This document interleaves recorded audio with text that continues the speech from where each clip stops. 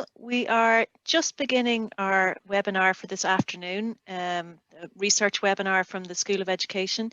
And I'm delighted that we have Dr. Melanie Dhuinn, our own Assistant Professor in Teacher Education from the School of Education in Trinity, and also Dr. Julia Kishtala, Dean of Education for Policy, Practice and Society at Marino Institute of Education. So I'm really looking forward to this, this afternoon's talk, which is about the Droichead project, which you've been hearing about in the background for a couple of years now, and it'll be really interesting to hear about the insights on teachers' lived experiences of induction as part of Droichead. So over to you, Melanie and Julie. Thanks, Anne.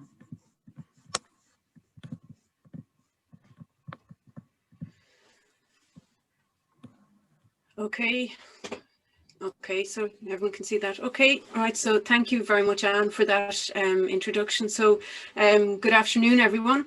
It's wonderful to be here with you. Voor Gate Fáilte is Jacqueline inyo. So tá áhas ar an bheith ag rint modulation on Tunes kind of DEEPEN live in you. So you're very welcome along to our webinar this afternoon on insights from the DEEPEN research project. So just briefly to give you an oversight and an overview of the actual presentation and what we intend to talk about today.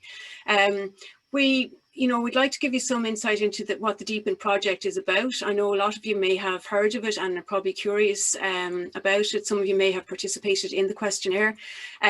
We want to look at it from the perspective of the research design aspects and the key decisions we made as researchers in the project to date, and how we had to sometimes revisit those decisions and make changes along the way as was necessary.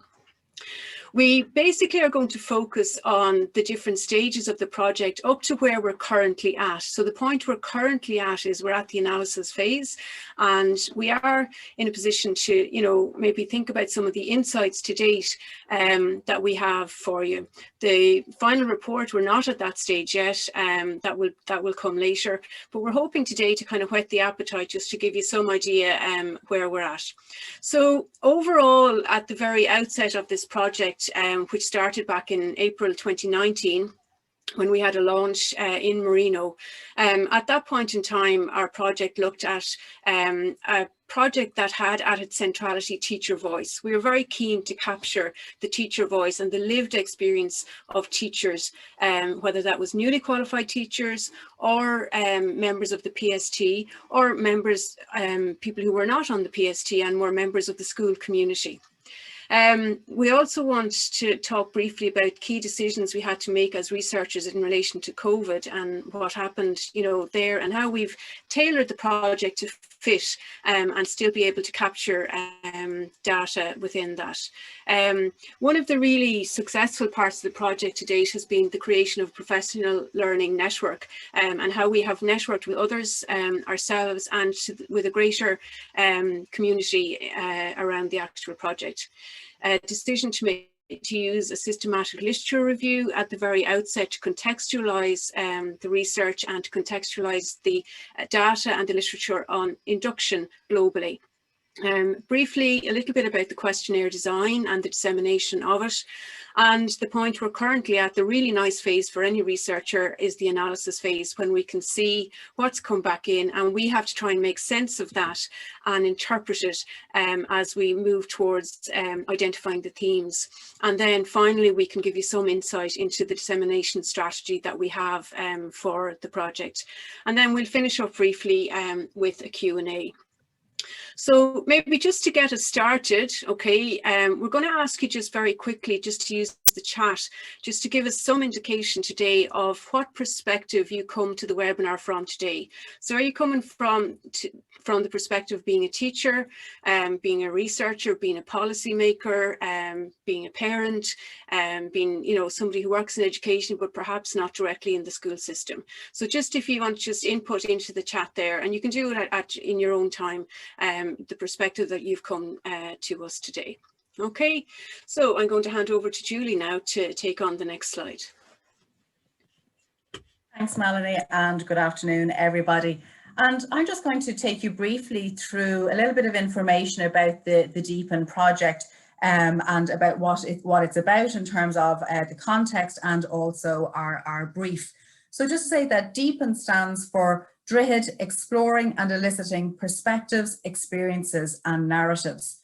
And those words, perspectives, experiences and narratives, are really key to the whole research project, because the research project is one that looks at the lived experience of Droichead.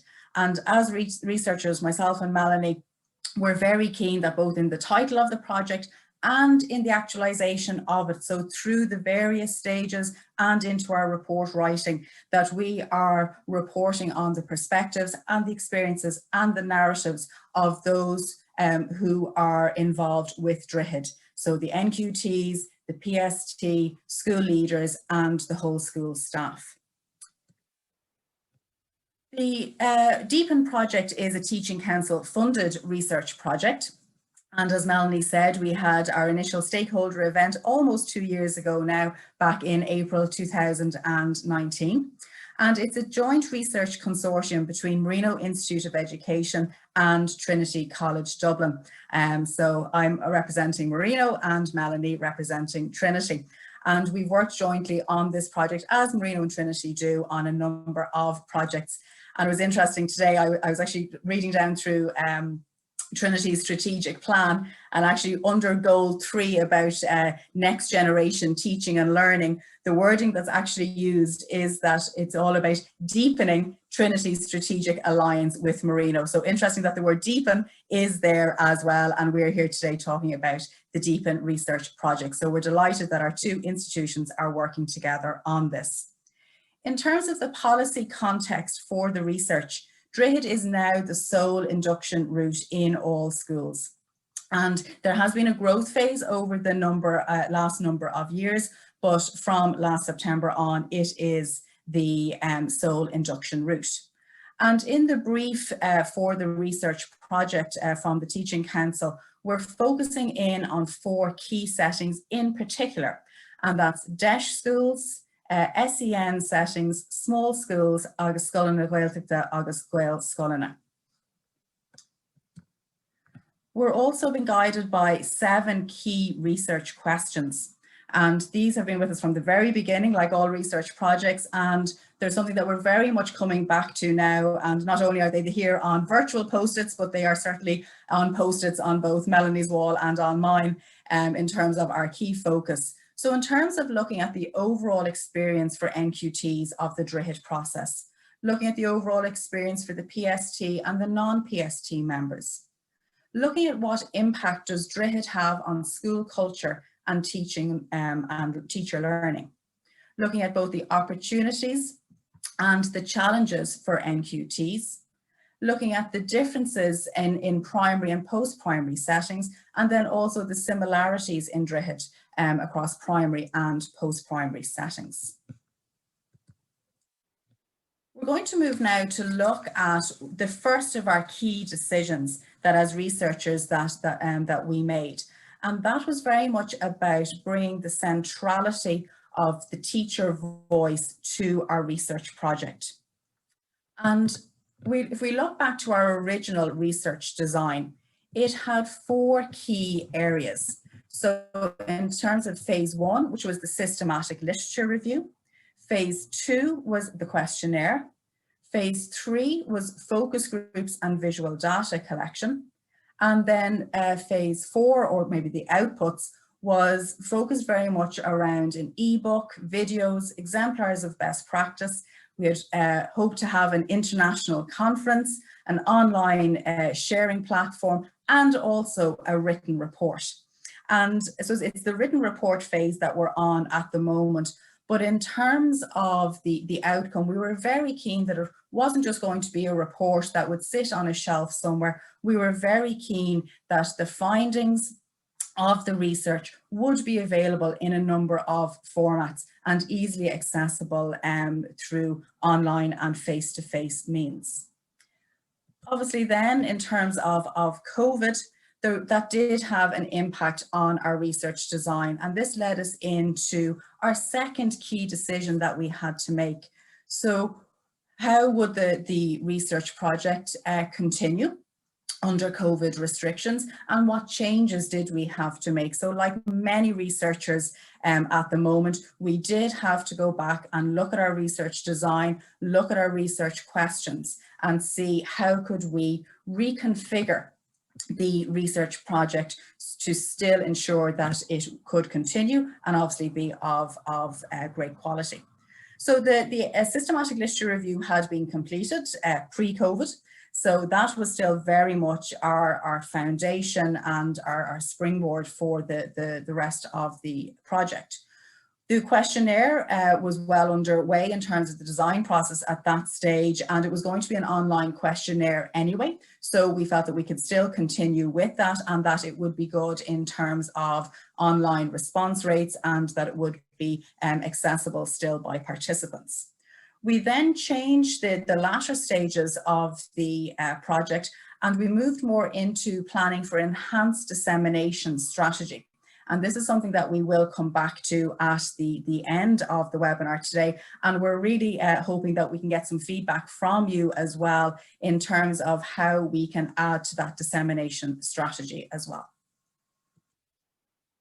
So we're moving now into, in terms of the research design itself, and we're very conscious that people who are listening in today, or maybe you're watching recording of this later on, that we're looking at, the people are looking at this from a different lens. So maybe teachers, early researchers in particular. I know I saw some students attending this as well.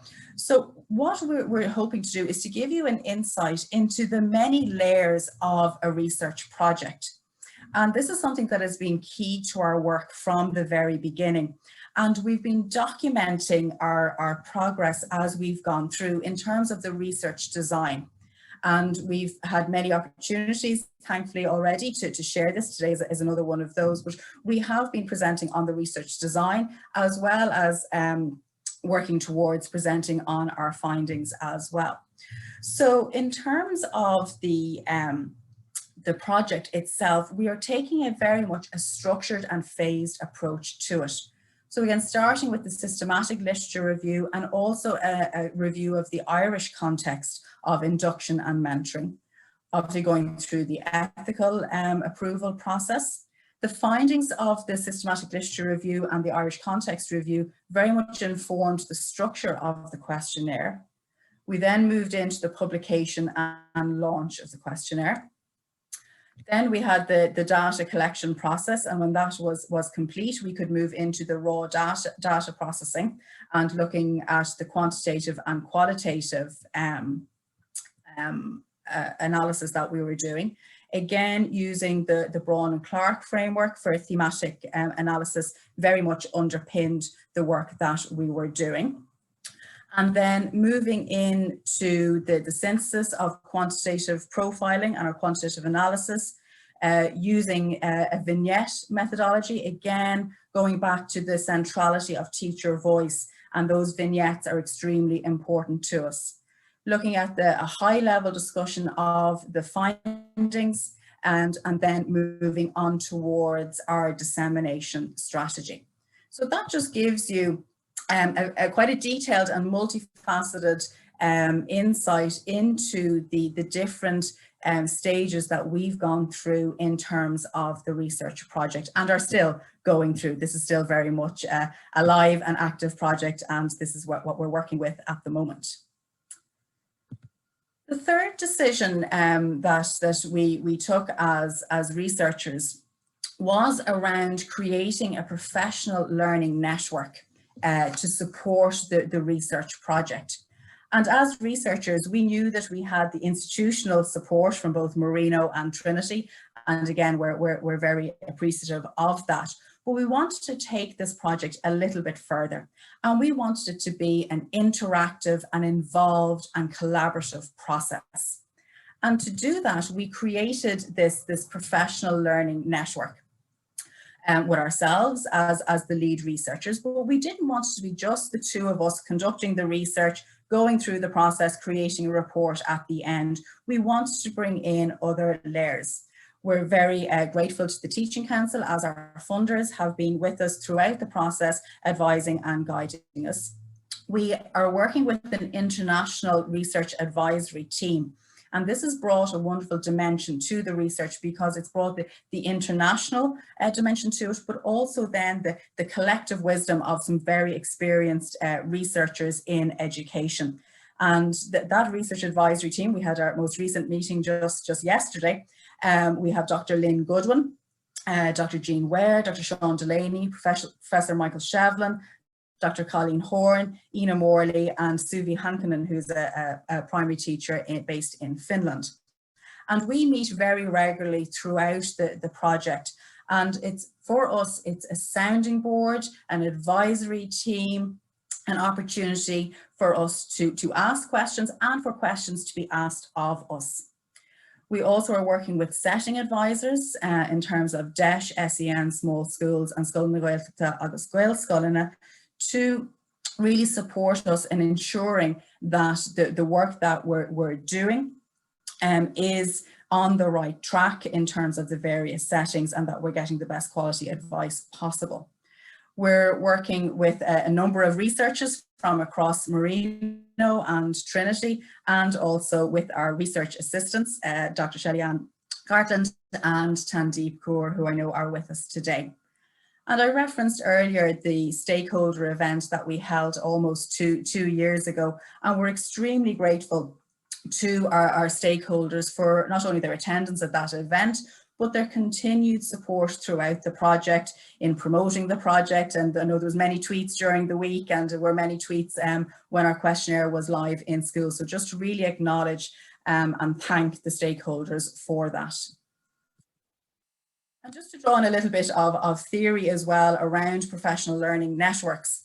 So the reason as well for having such a network around this project is that in terms of the capability, we wanted to harness as many perspectives as possible at the research level. So really to ensure that there's a very strong and broad approach to the research, and that the research can look into and probe different aspects that maybe just if two of us were looking at it that we might not think. So the harnessing of so many different perspectives has pushed us as researchers to go that extra mile. In terms of the purpose, having so many people working with us and being able to bounce ideas off them really ensures that we're keeping a clear focus on our research questions, on the lived experience of Droichead. And then in terms of the function of the professional learning network, it's really about extending the project and maximising the opportunity that we have. And then in terms of sustaining it, that again, that this is a project that hopefully will go beyond the publication of a report and into the dissemination strategy, which as I said, we'll come to later. I'm going to hand over to Melanie now, who'll take us through the systematic literature review. Okay, thank you, Julie. So I'm going to talk briefly about the systematic literature review, and that's the first, I suppose, piece that we actually undertook in this particular study. And I'm going to just briefly kind of outline the approach we took and why we actually went the road of a systematic literature review, why we didn't simply do a literature review. Okay, so just go to the next slide there, Julie, please. Okay, so systematic literature reviews are a particularly nice, clean way of, I suppose, assessing the literature that's out there and not getting caught up in it internally ourselves. Okay, so we looked and we used the Sidaway framework in the systematic literature review we did. Sidaway talks about SLRs being objective, systematic, transparent and replicable. And for us, we wanted something very transparent because we wanted to look at induction in a global context before we made any attempt to devise any of the research tools that we were at that point going to use in our data collection. So Sidaway talks about systematic search processes locating studies that address specific research questions. And we identified, Julie mentioned earlier, the overall project research questions. And obviously then we honed that down for the actual systematic literature review questions themselves. The main thing about the systematic literature review approach was that we had to devise our inclusion and exclusion criteria. And again, those are quite objective and they're explicitly stated. What those do is they keep it very tight, you know, around perhaps the time frame of the literature that we were going to look at. We only looked at peer-reviewed literature.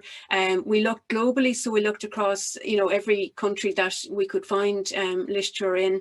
And we obviously had some key search terms in there as well. And what that helped us to do, it helped us to filter from a very early stage, and we went through a number of iterations until we got to the point where we were satisfied with our inclusion and exclusion criteria. Okay, so the selection for us of the SLR as the phase 1 tool, okay, was not just guided by Sidaway, but by, I suppose, a lot of different research. It was the Sidaway framework that drove it in the main, but also by our own experience and the experience of the research advisory team in conducting previous literature reviews. So to be honest, we were confident in it, but we had a little bit of you know, trepidation maybe about setting out on it, because anyone who's conducted a systematic literature review will, you know, the first time you input search terms in a database, that you could get thousands and thousands of replies and responses back, which is what we got until we got to that point. But we're very pleased that we actually did that. Okay, so in the case of the DEEPEN project, we were particularly interested in high quality studies that would contextualize and inform the next phases of the project. So we wanted a very stable base from which to get to. So I'll just move now briefly to the actual specific SLR research questions. So the main one that we looked at, and again, the keyword is highlighted there, the impact of induction programs on the induction, professional learning, development and practice of newly qualified teachers and other school personnel. So that's a first filter nearly even within the research question. We were very keen to look at documented features of effective teacher induction programs.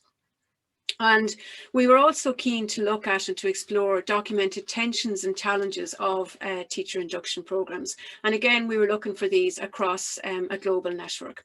So the methodology then of the SLR that we used, as I said at the outset, we used the Sidaway framework, which is a 5-step framework: scoping, planning, identification, the screening, and then declaring what was going to be eligible for us to look at. And from that then we used, once we had got through and identified our selected papers, we used a Brown and Clark framework to assist us in our interpretive approach and to help us to identify the themes and thematic maps and final maps. And Brown and Clark talk famously about the fact that themes do not emerge. In fact, it's up to the researcher to take responsibility and to interpret and identify the themes. They don't just jump up in front of you and say, here I am. Okay, so for anybody who's looking at this or any particular research project from the research design perspective, you know, there's a huge responsibility and onus on us as researchers to, you know, to have fidelity to the research questions, but ultimately as well to sometimes take a risk and to go, you know, on the basis of interpretation, but to work with the evidence and work with findings always to come to determination that you actually have a theme there. So in terms of the number of searches and hits, so the chart that we have here just basically shows from the stages right through the 3 databases that we looked at. And there's a 5th stage in here, which is the grey literature stage, and into that we also included additional Irish-based texts such as policy documents, legislation, the national induction documentation, a number of unpublished theses and some published ones, and various reports and papers that are all relevant to teacher induction. And in actual fact, the grey literature is a really important part of the SLR because it binds it, you know, it binds the studies and the external documents that we looked at. And the final step, we managed to get it eventually down to 13 papers that we actually used for a critical review, which was a reasonably good achievement from the 1,251 we had at the very outset. So the findings from the SLR, which we can report on because we've gone through this phase of it. So we've grouped them into 6 main sets of findings as such. And remember, these then helped us to inform the design of the actual questionnaire.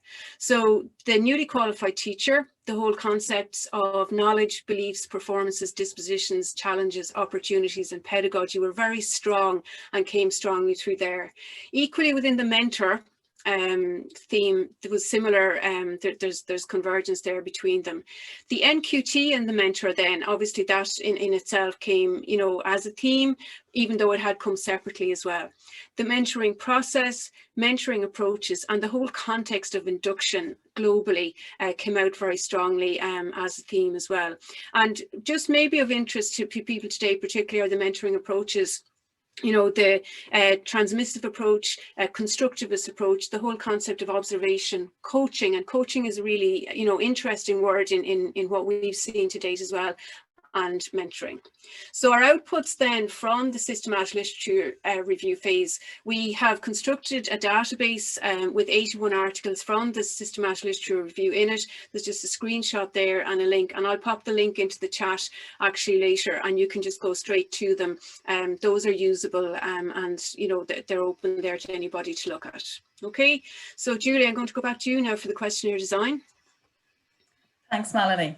So now focusing in on the questionnaire itself, and the first thing to say is that we used the Survey Hero software for the questionnaire, and it's maybe some software that people aren't familiar with, but maybe some are. But our reasons for choosing it, and we did go through a number of looking at a different number of different software packages that we could have used. But we went to Survey Hero because it's optimized for use across a number of devices. We were very conscious that respondents may be looking at their mobile, working on a tablet, PC, laptop, etc. So it has very good optimization for that. Very good functionality from research and data gathering perspectives. Also has a translate function, which we were very keen because obviously our questionnaire was issued in both English and Irish. And we did use the translate function, but then we also used translation services as well, just to make sure that it was Prín agus Ceart. Also in terms of Survey Hero, it allows you, our respondents, to start the questionnaire and then pick up later on. So if you need to go off and do something, we often know we can start something on our device or on our phone and have to leave it and come back, you can pick it back up again. Also nice that in terms of sending one link, and then the questionnaire was able to split from that, so not having to have multiple links. Also very good analysis capabilities within the software itself, and it came with a very good support package for us as researchers as well. So if it's not one that you're familiar with, again, certainly would recommend checking it out. We've been very, very happy with it as researchers. The questionnaire itself had 4 main sections. The first was a generic section, again, a lot of the demographic data type questions there, and that was the section that was completed by NQTs, PST and non-PST. At the end of that section, it directed you, if you were an NQT, it directed you to the NQT questionnaire automatically. If you're a PST member, it directed you that way, and then if you were a non-PST, it took you to a different questionnaire, but all embedded within the one link. Also, just to note there, within section 3 and 4 for the PST and the non-PST, also making sure that we had questions so that school leaders could identify if they were members of the PST or not members of the PST there as well, because we were very keen to ensure that we were capturing the views of school leaders. As Melanie's already said, the questionnaire was very much informed by the themes of this SLR, and those of you who have already gone through the questionnaire, and thank you for replying, will have seen questions that link into these different themes. So about the beliefs, knowledge, teaching performance, etc. So for example, in terms of beliefs, we asked a question like teaching is, and asked participants to finish that sentence. So teaching is, to give an insight into the beliefs of NQTs, of mentors, of PST. Also, again, obviously looking at the mentoring process itself, and in particular the mentoring actions, and looking at the various elements of Droichead in terms of the Droichead activity. So observations, professional conversations, cluster meetings, etc. The various approaches, and then the induction context. Looking then, moving on to our approach to the analysis, and I'm conscious of time, so I'll keep moving on. We certainly took a belts and braces approach to the analysis. So we were able to do some of the analysis within Survey Hero. We also used SPSS for the quantitative data. We did a lot of hand coding of the qualitative data. So numerous packs of highlighters, numerous packs of post-its were used to go through and handpick the qualitative data, but then also using NVivo as a top layer polish to our data collection process, or data analysis process. And again, that is a process that is still ongoing. We're nearing the end, but it is certainly still ongoing. There was a huge amount of data for us to go through. In terms of our analysis plan, and again, how we've taken a very measured and staged approach to this, February was our main analysis month. Into March, we're heading now into the write-up phase of our work, with the view that we will be editing and reviewing in early April and submitting the final report to the Teaching Council on the 12th of April. Again, that's the first draft of the report. It will go through some drafting and reviewing from then, and also going to our research advisory team. Our analysis plan, we very much took a teamwork approach to the analysis plan. And we're very grateful to have, as I said earlier, Dr. Shelley-Ann Garland and Tandeep Kaur working with us on the analysis. And we split into two loose teams, Shelley and I focusing on the qualitative data, Melanie and Tandeep predominantly focusing on quantitative, but then coming back together. So, weekly meetings for the four of us together, and then regular meetings during the week in our pairs as well. But it was important for us in terms of the structure of a research project to make sure that we had those regular meetings and to sustain and maintain our momentum as well.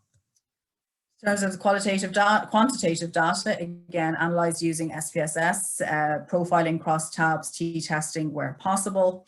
With the qualitative data, again, taking a thematic analysis using Braun and Clark, a deductive approach in terms of the 7 research questions, the settings. We had a number of repeated questions across the questionnaires.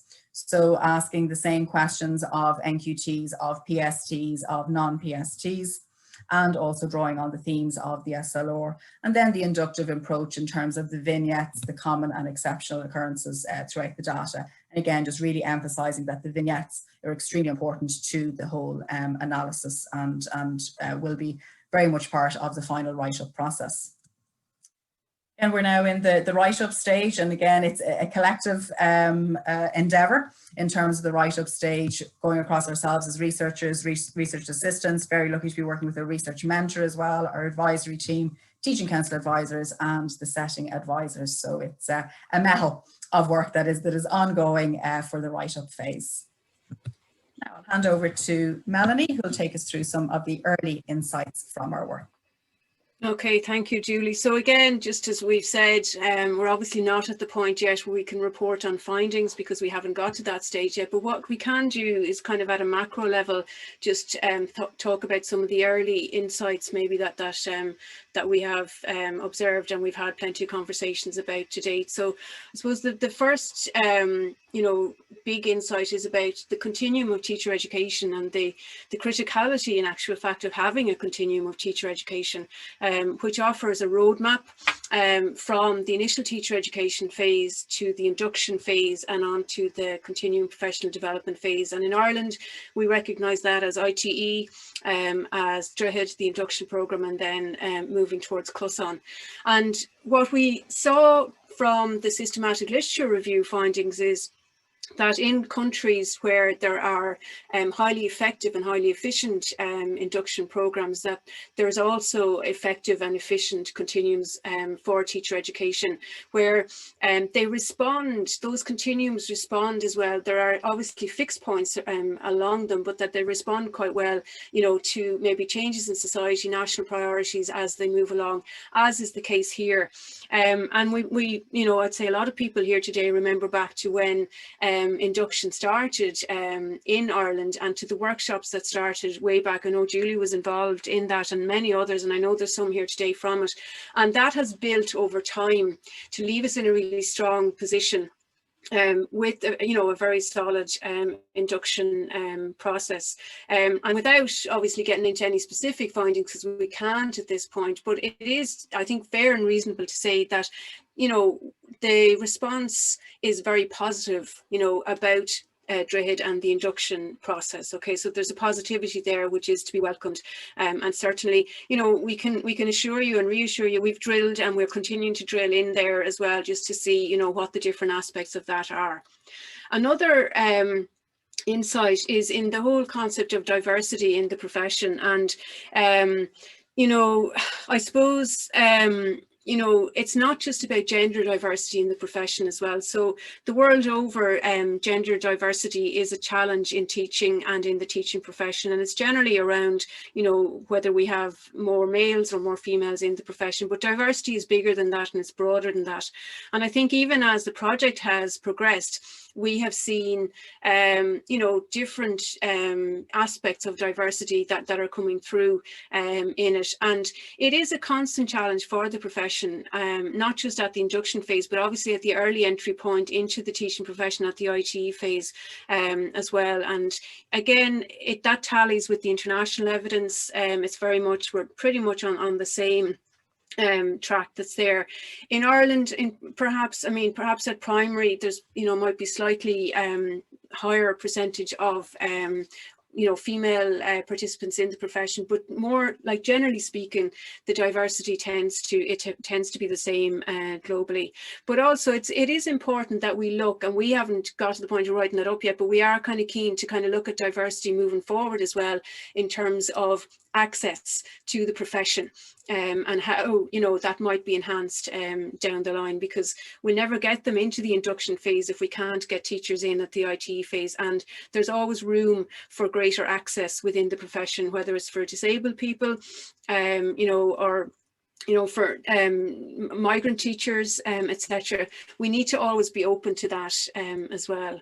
So Droichead in a national and international context, and again I referred there a few minutes ago to the strength of the Droichead process, which has been built on many years of work. And certainly at the outset, when Droichead was piloted first, it went through many iterations, and it went through a lot of consultation along the way, and there were tensions within it, as there is with every process as it unfolds. But we're at a very nice phase of it now, where it's been well bedded in. The cohorts that we worked with on the questionnaire were 16, 17, 17, 18 and 18, 19. And those three cohorts, obviously because at the time they were the ones that were identified, those are a long way from where we were at the very beginning with the pilot phase and everything that went with it. And as Julie said, it is the sole route of induction now within the system. So we're at a very good point in terms of teacher induction in Ireland.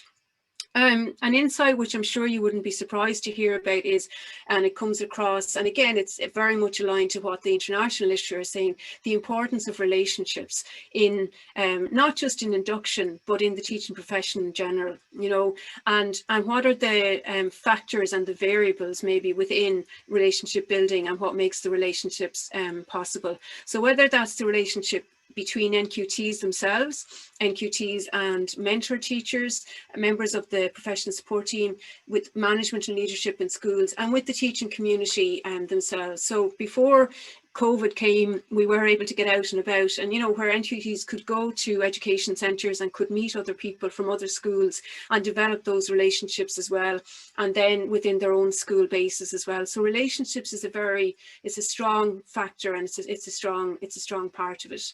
And then the other one I just want to mention briefly today is the concept of intergenerational responsibility. And again, the international literature is quite strong on this as well, where qualified teachers who have been in the profession for some time take on responsibility for inducting newly qualified teachers into the profession. And with that responsibility, you know, there comes quite an onus on people, you know, to do that and to act as role models as well. So again, that's an insight that we see. And as I said at the outset, it's kind of, it's a positive, there are a lot of positive pieces there about that the vignettes, when we get to the point of writing them up, will certainly evidence. So with those early insights, we're moving and we will be moving towards obviously the recommendations from the research. So those recommendations will help to inform the formulation of the next iteration of the Droichead process, which will come again at a later stage. So we're confident that we will be able to bring some good recommendations, tangible recommendations to the final report that should, you know, further develop and further progress Droichead from the good, strong position that's in at the minute. Okay, so the last part of the actual report is going to look at, we're going to use a reflective framework, you know, to capture that and to move forward to the recommendations. The ROD framework, you're probably familiar with it. What, so what, and what next? And we think that that's a useful way to do it. So Julie, just into the last two slides there now. Thanks, Melanie and Anne. So we're keeping a close eye on our time, and we're almost, this is our last set of slides here now. So moving into one of our last decisions that we made as researchers, and that was the inclusion of a dissemination strategy for the research. And something that was very centered to our decision making around this was the UDL approach. And again, I think many people are familiar with this infographic now. And looking in terms of the dissemination strategy, we wanted to ensure that we could engage as many people as possible with the project, with the findings, and with the recommendations. We want to also be able to minimize any barriers in terms of accessing the findings. So sometimes a very heavy research report may not be everybody's cup of tea to read. So we wanted to make sure that we could present our findings in as many different ways as possible, and also then be able to maximize the learning from the project. Some of the ideas that we have around the dissemination strategy, and again, if we could ask you in terms of using the chat function, if you can think of any ideas yourself that you find useful in terms of engaging with research, or engaging with research in our new world of living very much online. We're all experiencing new ways of learning. So if you can share any of that with us, we would be extremely grateful. But some of the things that we're thinking of at the moment, obviously we do have our final report, which is what we're working towards at the moment, but also then looking towards webinars or a short series of webinars, short video clips, animated narratives, using blog posts, a YouTube channel, fail to input, special edition of a journal, and also then looking at podcasting as well. So if you have any feedback there, we would be certainly very, very grateful to hear it. And then just to say, please do keep in touch with the DEEPEN project. Again, both myself and Melanie's email addresses are there. You can contact each of us or either of us. Also for general queries, there's the DEEPEN email address itself. And again, please do link in with us on Twitter. Thank you very much. Thank you so much for sharing those insights about the project, and it was really interesting to hear about the process as well as the outcome. So I know that people will have questions that they want to ask you, and it might give people a moment. I think there's a couple of them already coming up in the chat. Yeah. So, oh yeah, there's a few of them coming up already in the chat podcast. So maybe just to give people a moment to ask, to put their questions into the chat function or the Q&A if that suits. A lot of nice ideas coming up around dissemination already, so that'll always be helpful. Okay. Yeah. I suppose while people are formulating their questions, maybe I can ask you one, just, I'll abuse my position here for a moment. Yeah, so I was really interested about what you were saying about relationships, and I know you can't kind of go fully into the findings there, but I just wondered what, you know, what were the characteristics of functional, or I'm sure you heard about dysfunctional relationships in there as well, and what kinds of things did you find coming up of interest? Yeah, do you want to go with that, Julie, or I can take it? Yeah. So again, in terms of relationships, and even looking at the literature review in terms of the international SLR, and looking at the Irish context, and again, lots has been written and has informed the work of mentoring in Ireland to date, and it's something we've gone back and looked at is that literature as well. So very much looking at supportive relationships, honest relationships, trustworthy relationships, and professional relationships. So they're the kinds of things that even the literature is telling us about those relationships in schools, and also being very cognizant of the transition phase that NQTs are in. So in terms of moving from initial teacher education into life as an NQT, and that's something that both myself and Melanie, in terms of our own views and insights into this, are very much aware of as teacher educators. So relationships that support that transition. So again, as Melanie said, certainly positive indications coming through in terms of the relationships that are very much evident in the Droichead process, and we hope to be able to go into that in a lot more detail and a lot more depth when we get to the full report phase. Okay, I can start taking to some of the questions. I see Dervla has a question there about just how we intend to create the vignettes, and thank you, Dervla, for the question. So I suppose the main way we intend to create them is from the narratives that we've gotten in the qualitative. So the questionnaire that we used had both open and closed questions, and it had quite a lot of qualitative questions, which wasn't our original intention, to be honest, because we had hoped to have focus groups, but we had to redesign the questionnaire when COVID hit. So the actual qualitative data that we've got has enabled us to build a profile of NQTs, PSTs and non-PST members, and we hope to build on those narratives and those responses to, you know, build the vignettes up around them.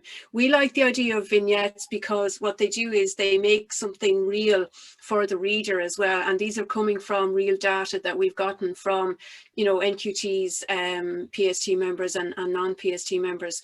And what we do hope to do, so the analysis is, it's that layered tapestry approach, where it's the quantitative piece in terms of the profiling, etc., and then the qualitative piece with it that illustrates further maybe the quantitative points that have been made. And just looking at the different factors, really what will be very interesting, we hope, is where we've asked the same question across the three groups, and we can do a cross tabulation across those, and we can look for correlation maybe on those. And again, you know, it's the narrative piece that we're trying to get to there as well. So, and I'll just go to Dervla's last question there as well. In terms of the visual data, yes, sadly, Dervla, that did go by the wayside COVID, unfortunately, because we can't actually get out into schools to capture the visual data. The visual data was intended to capture the cultural capital of the school buildings, and that latent, embodied and institutionalized capital that we were going to analyze in terms of the connotation and denotation. So at this point, we don't have that in our research design, you know, but and that's why I suppose we looked at the dissemination strategy to see maybe we can do something more at that point. So Julie, do you want to go back to any of the other? Just trying to I should add, someone has a compliment on your post-it. My Velux, yeah. That's my working order. I think. yeah, those change every day. Yeah. I'm not seeing any more. Yeah, the podcast, Julie, maybe we'll talk just briefly about those. We do intend, Andrea has mentioned those, we do intend to run a podcast series, and it would be one that would be available on a podcast channel. So, you know, when we're at the point that we have findings, but also with contributions from others, you know, that mightn't have been able to contribute maybe at the stage of the questionnaire, but there are plenty of researchers, teacher educators out there, people who work in induction that might be interested in contributing contributing to that as well. So just to say. Just a question coming in there in relation to the response rate, and were we happy? We certainly were. Again, obviously, it was a concern that we had in relation to the response rate. We had over 1,200 responses, which we were very happy with it, especially in terms of maybe looking at other research conducted around the time. So to have that level and that number of responses certainly generated a huge amount of data for us. And even just to look at that in a little bit more detail in terms of those, the 1,200 plus responses that we had, about 55% of the responses came from NQTs, looking at 35% from PSTs, obviously including school leaders, and then roughly 10% coming from non-PST members of staff as well. So yes, to answer the question, we certainly were happy with the response rate. Yeah, there's just one more question in there from Laura, I think. So Laura has asked about how the feedback will be divided or presented. So we, in the data collection, Laura, we set up bins as such. So we had primary and post-primary, we divided those, but we also divided by province, and we kept Dublin as a bin on its own. And we basically did that on the basis of population and demographic. So we are going to be in a position where we can look cross provinces, and we can look cross urban and rural, because we have a big interest in that, and particularly with the smaller schools, which are mainly rurally based. But the primary, post-primary, there will be different findings there, but there'll also be overarching themes that, you know, fit across both primary and post-primary as well. So we're interested, you know, to see, you know, what that will bring to us. There's a question there from Una about, you know, roughly the numbers of NQTs that come through in Ireland, just to get a sense of scale, I suppose, per year. Again, looking at numbers, again, it's hard to say exactly, because we have NQTs who come through initial teacher education in Ireland, but then we also have, and that came out through our survey as well, in terms of NQTs who come from abroad. But you'd be looking at maybe 1,500, 1,600 NQTs a year, Melanie, that'd be about? At least, yeah, no, at least, and there could be a bit more. And in relation to last year, Una, the cohorts we worked with was up to the 18-19 cohort, so we would know those pretty much exactly. But last year was a strange year in terms of those that came in to start induction last year as well. So yeah, it is significant. It's quite significant in terms of cohorts. So it's an ongoing piece that's always going to be there as well, you know.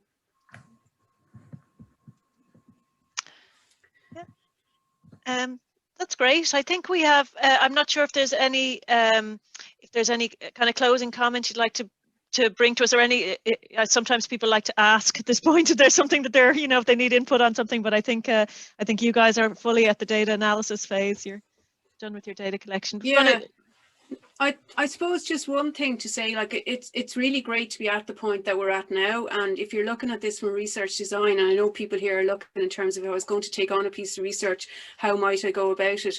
I mean, nothing really ever finishes the way you plan it at the beginning, is probably what I'd say. And, you know, for anybody who's interested in methodology, you do have to have a plan B and a plan C and a plan D, and not just in terms of the COVID, but sometimes the best made questionnaires don't always, you know, kind of work, and you have to go back and you have to go back. So we went through so many iterations of the SLR, of the questionnaire design, you know, and everything along the way. And sometimes that can be a little bit deflating, but when you do get it to the point where it's right, it's so worth it. It's worth spending the time at it to get that data in at the end, because that's the gem. When you get the data in and you see, yeah, that was definitely worth going through 60 million different iterations to get it to that point, and changing that word here and putting that there. So just don't feel deflated or defeated along the way with it. You just have to keep at it slowly but surely to get it to the point. And we're really in the nice position now that, you know, we're doing the analysis as well. Mm-hmm. And maybe if I could just come in there, and as well, just as a final point, just to say a huge thank you to all of the teachers and school leaders who did respond to the questionnaire. We're also very conscious that there's many people who maybe wanted to respond, and just, you know, the circumstances that we're all working in this year just you know, filling in another questionnaire may not have been possible. We see this very much as an ongoing conversation, and as you can see from the dissemination strategy that we're hoping to have in place, that we hope that, you know, people will have an opportunity to join the conversation. It's not going to end with the final report, so we certainly look forward to welcoming more people into that conversation as the work progresses. That's wonderful. I'll end on those words of wisdom around the research process. It's been such an interest. A lot of people saying thank you and congratulations on a very interesting and a pretty intensive and complex process over the last couple of years. So I'll just end by saying thank you so much to Dr. Melanie Dhuinn, Dr. Julie Kishla, and it was really interesting to hear about the DEEPEN project, and we're all looking forward to getting the full detail in the report when it comes out. I'm sure we'll be listening to you on podcast or back here on a webinar when at that moment. Okay, just one clarification. I think just Mary O'Callaghan, thank you, has actually given us a clarification on the number of NQTs. Mary's with the NIPT, there's 3,309 cross-sectorally in Droichead. So thank you very much, Mary, for clarifying that. Thank you. That might be helpful to people as well to know. So thanks. Yeah, Grace, it's wonderful to have all the expertise in the room. And on that note, we'll say good evening to you all. Thanks a million for joining us for this research webinar, and we look forward to you joining us again in the future. Thanks, Julie and Melanie also. Thanks very much. Thank you.